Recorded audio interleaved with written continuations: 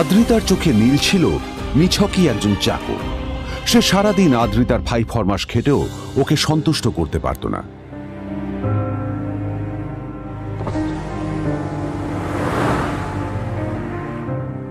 এত কিছুর পরেও কেন একজন ধনী বাবা তার মেয়েকে গরিব ছেলের সাথে বিয়ে দিলেন?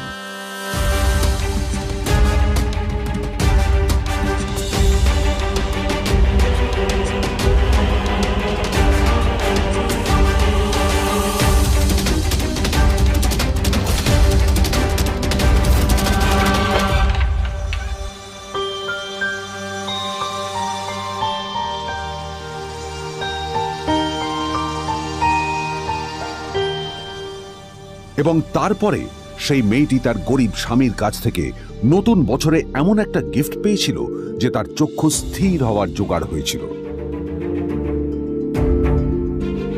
আর ওর স্বামী সম্পর্কে সত্যিটা জানার পর তো ও প্রায় অজ্ঞান হয়ে গিয়েছিল।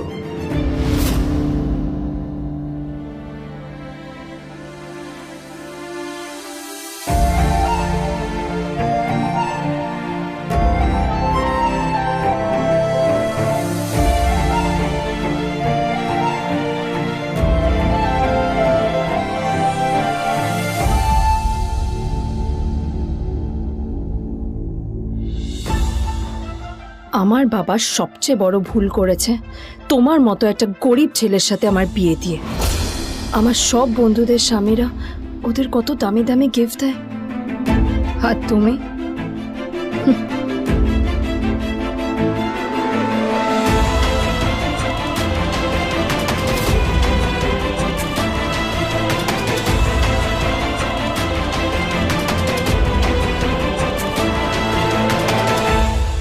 আদ্রিতা তার বাবার কথায় নীলকে বিয়ে তো করেছিল, কিন্তু ও শর্ত দিয়েছিল যেন বাড়ির বাইরের কেউ না জানতে পারে যে নীল ওর স্বামী।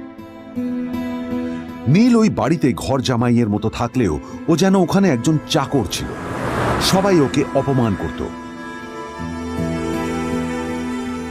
ওই বাড়িতে না ও ঠিক মতো খাবার পেত, আর না ওর কোনো আলাদা ঘর ছিল। কখনো কার্পেটের উপর ঘুমোতো, তো কখনো আবার পোষা কুকুরের ঘরের পাশে নীলকে ঘুমোতে হতো।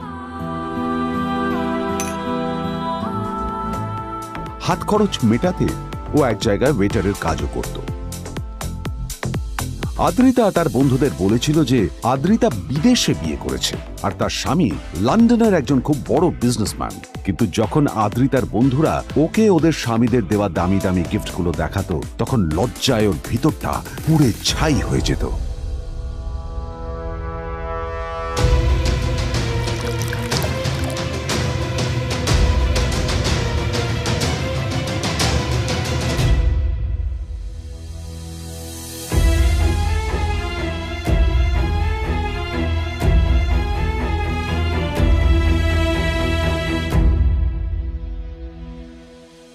এই যে শোনো, নিউ ইয়ারে আমার একটা গিফট চাই তোমার থেকে। আর গিফট যেন দামি হয়, হ্যাঁ, মানে খুব দামি, কয়েক লাখ টাকা। ওকে? কয়েক লাখ টাকা? কিন্তু অদ্রিতা, এত টাকা আমি একসাথে কখনো দেখিনি। তোমাকে এত দামি গিফট আমি কি করে দেব? এটা তো তোমার বিয়ে করার আগে ভাবা উচিত ছিল। একজন পুরুষ মানুষ হয়ে নিজের স্ত্রীর এইটুকু ইচ্ছা তুমি পূরণ করতে পারবে না? স্ত্রীর এই কথাগুলো নীলকে আহত করে। নিঃশব্দে ওখান থেকে চলে যায় নীল।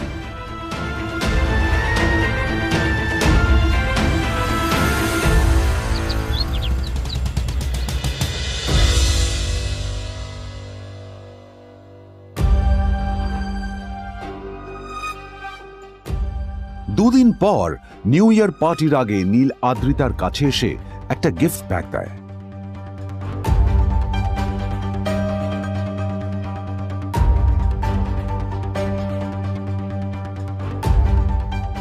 আদ্রিতা মুখ বেজার করে বাক্সটা খুলল, তবে তারপর বাক্সের ভেতরে গিফটটা দেখতেই ও চমকে গেল।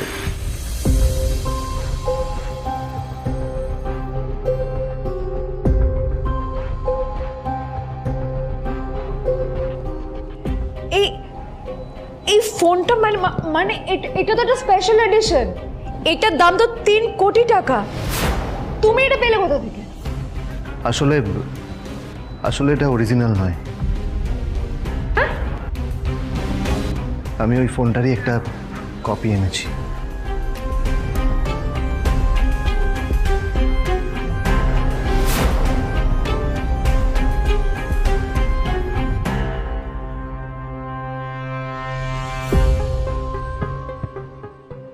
কিন্তু আদ্রিতার নীলের কথায় একটু সন্দেহ হয়, কারণ ফোনটা দেখে একেবারেই আসল বলেই মনে হচ্ছিল। পরের দিনই আদ্রিতা ওই কোম্পানির শোরুমে গেল। এই ফোনটা একটু দেখুন না প্লিজ। ওয়াও, আচ্ছা ম্যাম, আপনি কি মিস্টার রয় চৌধুরীর বন্ধু? কে মিস্টার রয় চৌধুরী? ও, আপনি কি ওই রয় চৌধুরী গ্রুপ অফ ইন্ডাস্ট্রিজের মালিকের কথা বলছেন? হ্যাঁ। না না, আমি ওনাকে চিনি না। আমি কেন, আমার মনে হয় কেউই ওনাকে চেনে না। বড় বড় মানুষেরাই ওনা দেখা পান না। আমিও কোনোদিন ওনাকে দেখিনি, কিন্তু সাডেনলি আপনি এই প্রশ্নটা করলেন কেন? অ্যাকচুয়ালি ম্যাম, আপনার হাতের এই ফোনটা আসলে এটা ফোনের স্পেশাল এডিশন। এই কাটিং, এই ডিজাইন, এই লোগো, এটা জাল করা ইজ নেক্সট টু ইম্পসিবল। আর গোটা ভারতে বিক্রি হওয়া এই ফোনের সেকেন্ড পিস এটা, যেটা মিস্টার রয় চৌধুরী কিনেছিলেন। সেজন্য জিজ্ঞেস করছি ম্যাম, আপনি এই ফোনটা কোথা থেকে পেলেন? তবে কি নীলই মিস্টার রয় চৌধুরী, নাকি নীল এই ফোনটা চুরি করেছে? বেকার নীলের কাছেই কোটি টাকার ফোন কোথা থেকে এলো? নীলের সত্যিটা তাহলে কি? আর ও যদি সত্যি বড়লোক হয়ে থাকে, তবে ও নিজের শ্বশুর বাড়িতে খরচামাই হই বা থাকে কেন? আদ্রিতা এসব কথাই মনে মনে ভাবছিল। তবে আদ্রিতার বিশ্বাস ছিল যে কোনো না কোনো মতলব করেই নীল এই ফোনটা আদ্রিতার জন্য নিয়ে এসেছিল। কিছুদিন পর আদ্রিতা সেই ফোনটার কথা ভুলে গেল। নীল সকাল সকাল ঘুরতে বেরিয়েছে বাইরে।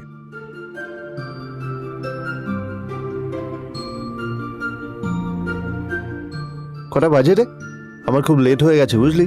তোরা খেল, ঠিক আছে? তোরা খেল, আমি আসছি।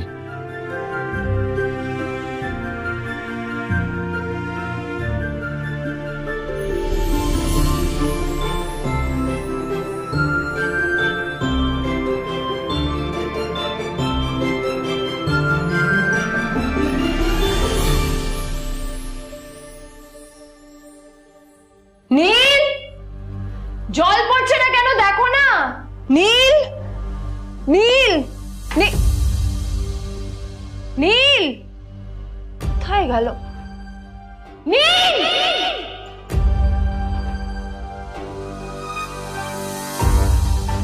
নীল, নীলকে ডাকছে কেন বলতো? ওইদিকে বাড়িতে আদ্রিতা আর চিত্রা আশ্চর্য হয়ে গেল যে নীল হঠাৎ কোথায় উধাও হয়ে গেল।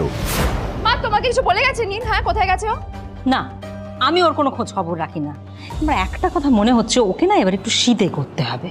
একটা কাজে যদি আসতো ছেলেটা, যখনই কোনো কাজের কথা বলি ভ্যানিশ হয়ে যায়। আমি ওকে বলেছিলাম R&B গোল্ড এন্ড ডায়মন্ড থেকে আমার সেটটা নিয়ে আসতে, আনেনি। আনেনি। আজকেও ভালো করে অফিসে নিয়ে যাব, ভ্যানিশ হয়ে গেল। কোথায় গেল কে জানে। আমার ভাগ্যে জুটেছে এরকম একটা ছেলে। এই যে তুমি কেন বিয়েটা দিয়েছিলে আমাকে? এটা আবার কি বলছিস? আমার কি দোষ? দেখ, ওই অসভ্য ছেলেটার সাথে বিয়ে দিতে চাইনি। যা করেছে তোর বাবা করেছে, এটা আমার কোনো দোষ। তখনই হঠাৎ নীল সেখানে এসে উপস্থিত হলো, কিন্তু ও দুজনকে উপেক্ষা করে ভিতরে চলে যাওয়াই শ্রেয় মনে করল। এই যে লাট সাহেব ফিরলেন রাজকার্য করে। এদিকে এসো, তোমার ফাঁকিবাজির আলোচনাই এখানে চলছে। মা প্লিজ থাক, মা থাক, ভাল লাগছে না।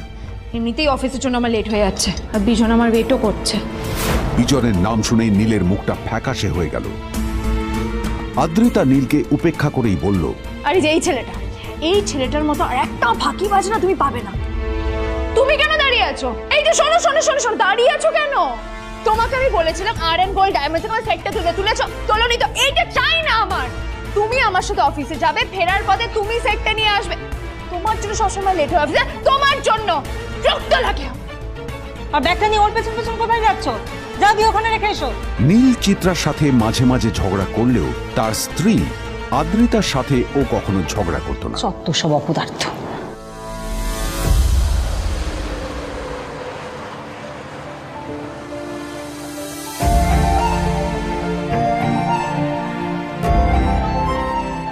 কিছুক্ষণের মধ্যেই তারা আদ্রিতার অফিসে পৌঁছে গেল। আদ্রিতা গাড়ি থেকে নামতে নামতে দেখলো যে তার কাছে অনেকগুলো ফাইল আছে। নীলের দিকে তাকিয়ে ওকেই ফাইলগুলো নিয়ে ভেতরে আসতে বলল। চলো, হা করে দাঁড়িয়ে আছো কেন? ফাইলগুলো নিয়ে ভেতরে এসো।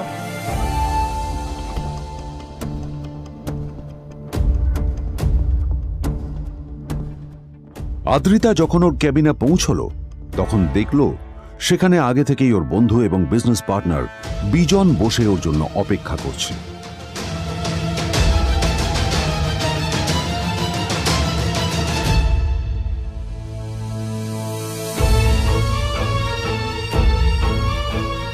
কোথায় ছিলে বলো? আমি 1 ঘন্টা ধরে তোমার জন্য এখানে ওয়েট করছি। এই লোকটার কি কোনো কাজকর্ম নেই? 1 ঘন্টা ধরে বসে আমার স্ত্রী আদ্রিতার জন্য অপেক্ষা করছে। সরি বিজন, আমি খুবই দুঃখিত যে বাড়ির কিছু লোকের জন্য না আমার সবসময় লেট হয়ে যায়। আদ্রিতার কথা শোনার পর বিজনের 1 ঘন্টা অপেক্ষা করার অভিযোগ 1 মুহূর্তের মধ্যে মিলিয়ে গিয়েছিল। কি হলো, হাসছো কেন? লটারি পেলে নাকি? লটারি? হ্যাঁ, তুমি আসা মানে আমার কাছে লটারির থেকেও বেশি দাম। তবে তার থেকে কিঞ্চিত কম দামি একটা গিফট আমি তোমার জন্য এনেছি।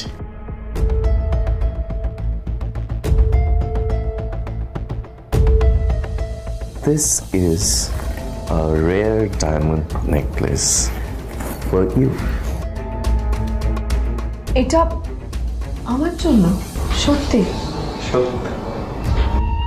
এই শহরে এটা খুঁজে পাওয়া খুব বিরল। Just like you. Like it? Thank you. You're welcome. Thank you for the gift. আসি তাহলে এখন।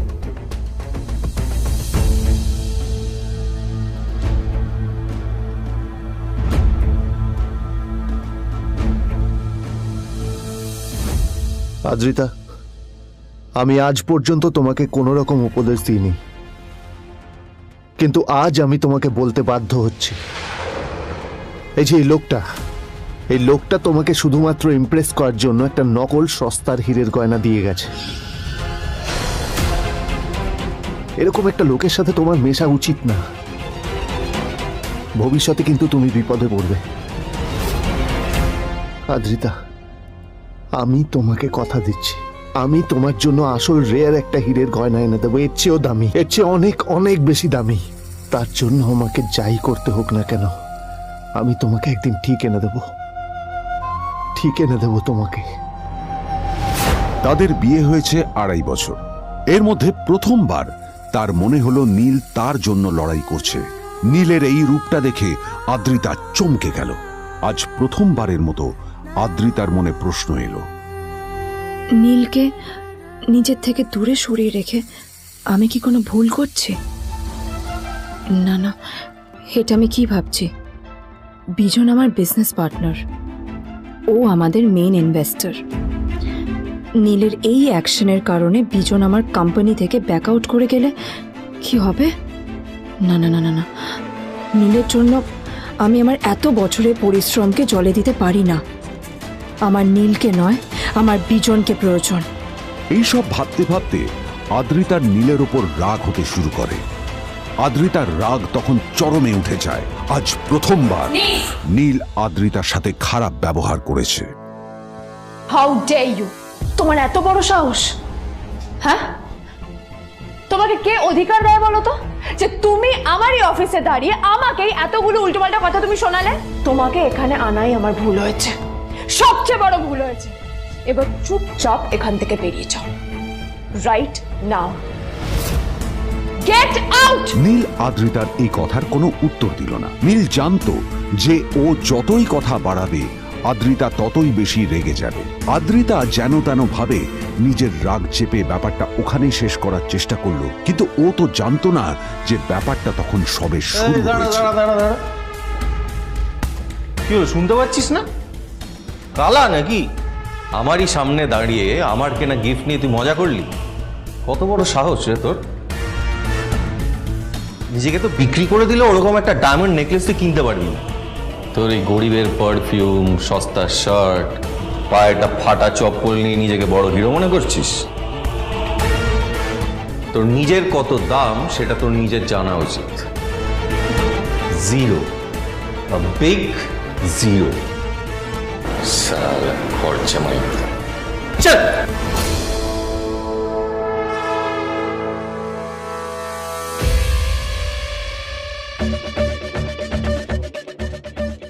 নীল তখনও ঝামেলা করার মেজাজ ছিল না, কিন্তু যখন কেউ অন্যের নীরবতা সুযোগ নিতে শুরু করে তখন কথা বলাটা প্রয়োজন। নীল আঙুল তুলে পেছনের দিকে ইশারা করে। প্রথম কথা, ওই যে ওখানে দাঁড়িয়ে আছে, ও আমার স্ত্রী।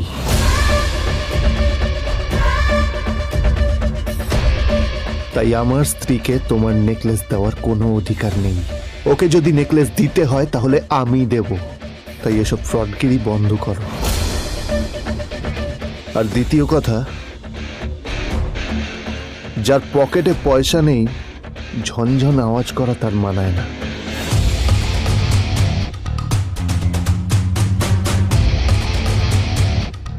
নীল বিজনকে তার সোয়াগ দেখিয়ে বেরিয়ে গেল।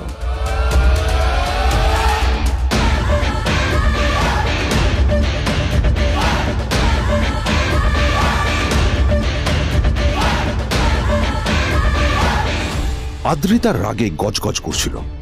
ওর জ্বলন্ত চোখের সামনে শুধু নীলের মুখটা ভেসে উঠছিল। ও যতই নীলের কথা ভাবছিল ততই ওর রাগ বেড়ে যাচ্ছিল। গত কয়েক মাস ধরে আদ্রিতার কোম্পানির অবস্থা একেবারেই ভালো ছিল না। আদ্রিতা তা সামলানোর আপ্রাণ চেষ্টা করছিল। কি যে করবেও সেইটাই বুঝে উঠতে পারছিল না। তারপর বিজনের সাথে ওর দেখা হলো, আর তখনই বিজনের সাথে ওর বন্ধুত্ব হলো। বিজন একটা খুব বড় পরিবারের সদস্য। আজ বিজন শুধুমাত্র আদ্রিতার কোম্পানির একজন বিজনেস পার্টনারই নয়, সাথে বড় ইনভেস্টরও। আর শুধুমাত্র বিজনের কারণেই আদ্রিতার কোম্পানি এখনো চলছে। এই কোম্পানির সমস্ত লস বিজনই বহন করে এবং আদ্রিতারও ওকে তাই খুব প্রয়োজন। বিজনের সাথে বন্ধুত্ব করা আদ্রিতার পক্ষে সহজ কাজ ছিল না। অনেক কাঠখড় পুড়িয়ে আদ্রিতা ওর কাছাকাছি এসেছিল। সবকিছু ঠিকঠাকই চলছিল, সবকিছুই আদ্রিতার প্ল্যান অনুযায়ী হচ্ছিল, কিন্তু নীল আজ এসে সবকিছু নষ্ট করে দিল। জাস্ট কি দরকার ছিল বুঝতে পারছি না। কি দরকার ছিল নীলের বিজনকে এতগুলো কথা শোনানোর? এবার বিজন আমাকে টাকা দেবে কিনা সেটাও জানি না, আমার কোম্পানিতে ইনভেস্ট করতে চাইবে কিনা সেটাও বুঝতে পারছি না। কি করব?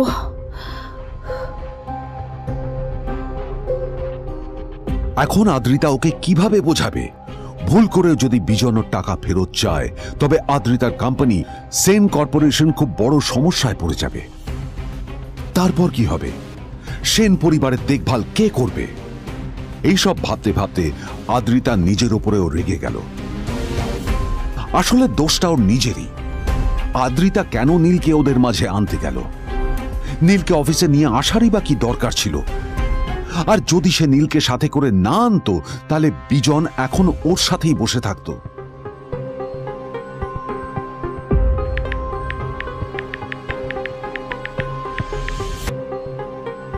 প্যামেলা, আমি মিটিংয়ে বেরোবো, আমার চেঞ্জটা একটু নিয়ে এসো প্লিজ। Thank you. আর অন্যদিকে সেন কর্পোরেশনের অফিস থেকে বেরিয়ে নীলের খুব ফুরফুরে লাগছিল। তখনই হঠাৎ ওর ফোনটা বেজে উঠল। ফোনটা ছিল মিস্টার রায় চৌধুরীর। তিনি ছিলেন শহরের সব থেকে বড় বিজনেসম্যান।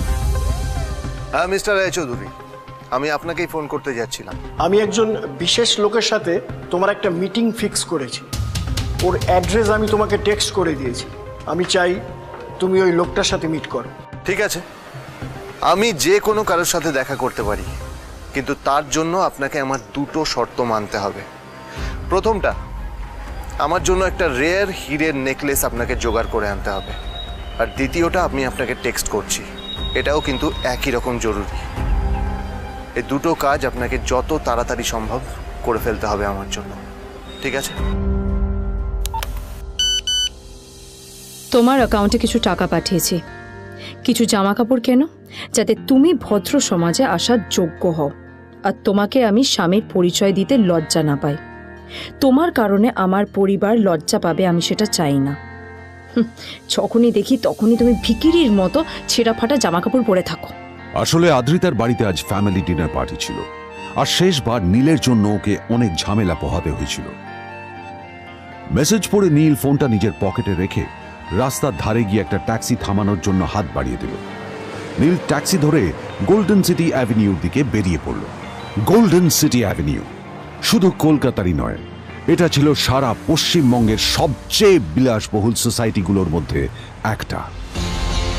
আসলে এই সেই জায়গা যেখানে মিস্টার রায়চৌধুরী আজ তার জন্য গোপন মিটিং ফিক্স করেছিলেন। কিন্তু নীল কার সাথে দেখা করতে যাচ্ছে এ সম্পর্কে ওর কোনো ধারণাই ছিল না। যখন নীল সেখানে পৌঁছল, পুলভিলার বাগানে বসে থাকা লোকটিকে দেখে রাগে নীলের রক্ত ফুটতে শুরু করলো। নীল ওখানে না দাঁড়িয়ে বেরিয়ে গেল। তখনই হঠাৎ একটা মেসেজ এলো। আসলে আজ আদ্রিতার ফ্যামিলি গ্যাদারিং এ যাওয়ার আগে নীলকে ওর হাই স্কুলের রিইউনিয়নেও যেতে হতো। গ্র্যাজুয়েশনের পর এত বছরে এই প্রথম নীল তার কোনো কলেজ বা স্কুলের রিইউনিয়নে যাচ্ছে। এতগুলো বছরে নীল তার কোনো বন্ধুর সাথেই দেখা করেনি। নীলের তার পুরনো সহপাঠীদের কথা মনে পড়তে লাগলো, যাদের সাথে ও স্কুলে মজা করত। আজ আবার ওদের সকলের সাথে নীলের দেখা হবে।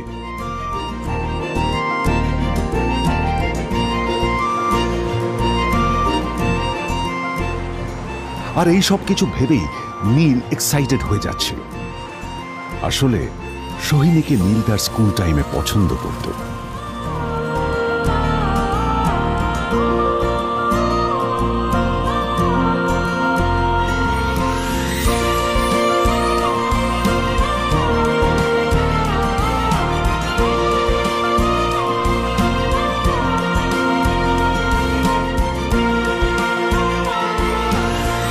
অন্যদিকে সেম কর্পোরেশনে ইনভেস্টরদের সঙ্গে আদ্রিতার মিটিং একেবারেই ভালো যায়নি।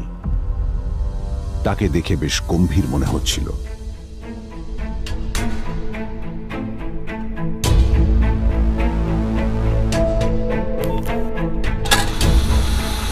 ভাই, পৃথিবীতে এমন লোকও আছে, কি দিমাগ দেখলি? হ্যাঁ, কাজকর্ম তো কিছু করার নেই, আর কিছু করেও না। হ্যাঁ, শুধু চলে এসছে আমাদের ম্যাডামকে রাখাতে। এই 1 বছরে না কিচ্ছু বদলায়নি। আরে আমি তো ভেবেছিলাম যে এর সাথে ম্যাডামের আর কোনো সম্পর্কই নেই, কিন্তু না, এখন যা দেখছি উল্টে ম্যাডামের মাথায় উঠে নাচছে। আমার মাঝে মাঝে মনে হয় এদের দুজনের বিয়ে কিভাবে হলো। আর বিয়ে তো অনেক পরের কথা, 2 বছর হয়ে গেল এদের এখনো ডিভোর্স হলো না। হ্যাঁ, আমার তো ভাবলে কিরকম অবাক লাগছে। যা বলেছিস।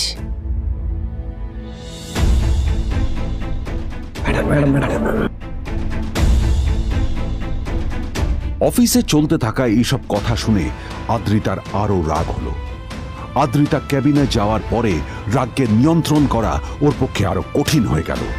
ও তখন বুঝতেই পারছিল না যে ওর রাগ কিভাবে নিয়ন্ত্রণ করবে।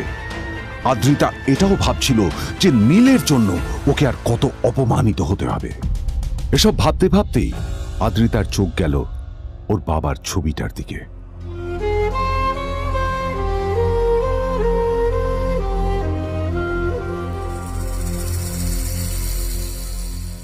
আমি তো তোমার সবচেয়ে প্রিয় মেয়ে ছিলাম বাবা, তাই আমি সবসময় ভেবেছি যে তুমি আমার জন্য যাকে সিলেক্ট করবে সে সব থেকে শ্রেষ্ঠ হবে। তাই আমি নিজে থেকে কখনো কোনো রিলেশনশিপে যাইনি, আর তোমার কাছে বিয়ের কোনো শর্তও রাখিনি। কিন্তু তুমি না আমার সাথে কি করলে? এই গাধাটার সাথে আমাকে বিয়ে দিলে।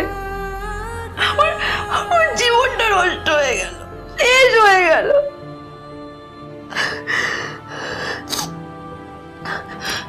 আমি যদি একটু জানতাম যে ও কিছু করে না, ঘর চাপাই হয়ে থাকবে, এইসব কাজকর্ম করে, তাহলে আমি কোনোদিনই বিয়েতে রাজি হতাম না বাবা, কোনোদিন না, কোনোদিন।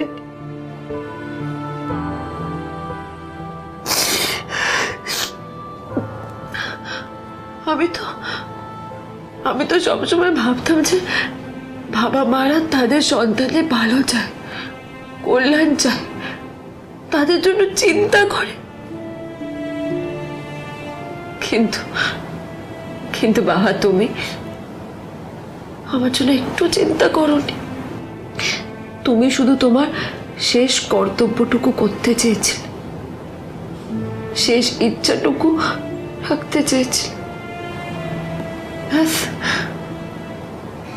পালন করা হয়ে গেছে। আর আমাদের তুমি ছেড়ে চলে গেলে, তুমি আমাকে ছেড়ে চলে গেলে। অন্যদিকে নীল রিইউনিয়ন পার্টির জন্য হোটেল প্রাইম স্টারের দিকে রওনা হলো। হোটেল প্রাইম স্টার ছিল শহরের সবচেয়ে দামি হোটেল। ওখানে শহরের সব বড় লোকেরা যাতায়াত করত। নীল যখনই তার পুরনো বাইকটা নিয়ে ওখানে পৌঁছলো, ওর পুরনো জামা কাপড়, পুরনো বাইক আর ওর পায়ে ছেঁড়া চপ্পল দেখে সিকিউরিটি গার্ড ওকে গেটের বাইরেই আটকে দিল। কোথায় যাচ্ছিস শালা ভিকিরি? না না দাদা, আপনি আমাকে ভুল বুঝছেন। আসলে আমাকে ইনভাইট করা হয়েছে, আমি এই হোটেলেই এসেছি। শালা মিথ্যে কথা বলার জায়গা পাস না? হ্যাঁ, মিথ্যে কথা বলার আগে নিজের চেহারাটা তো দেখতিস। এটা একটা প্রাইম হোটেল, বুঝেছিস? এখানে সব শহরের বড় বড় লোকেরা তাদের বড় বড় গাড়ি নিয়ে আসে। শালা তোর মতো একটা ভিকিরি একটা ফ্যাট প্যাটে আওয়াজ বের করা বাইক নিয়ে চলে এসেছিস, আর আমি তোকে ঢুকতে দেবো না দাদা? আমাকে ইনভাইট করা হয়েছে, আমাকে শুনুন শুনুন, আরে চল আমাকে একবার ঢুকতে দিন আমাকে। নীল পড়ে যেতেই একটা দামি গাড়ি ওখানে এসে দাঁড়ালো। এই গাড়িটি আর অন্য কারো নয়, হোটেল প্রাইমের মালিক মিস্টার খান্নার ছিল। কি হচ্ছে কি এটা? হোটেলের গেটের সামনে এসব এসব ক্যাশ চলছে এখানে। হোটেলের বদনাম হবে না এতে? স্যার দেখুন না, এই যে ভিকিরিটা হোটেলে ঢুকতে যাচ্ছে, আমি বারণ করছি, শুনছে না স্যার? Shut up! আপনি কি করতে আছেন? কে কি হচ্ছে দেখি দেখি কে? মিস্টার খান্না তার চশমা খুলে নীলের দিকে দেখলেন, আর ওনার মুখটা হাঁ হয়ে গেল।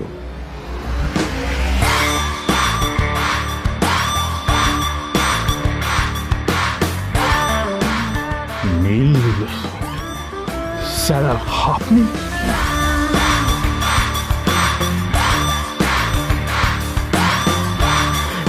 Extremely sorry sir. Sir sir, আপনি একটা ইনফর্ম করেননি কেন আমাকে? আপনি আসবেন জানলে তো আমি নিজে রিসিভ করতে আসতাম আপনাকে। ঠিক আছে, আপনি ব্যস্ত হবেন না প্লিজ।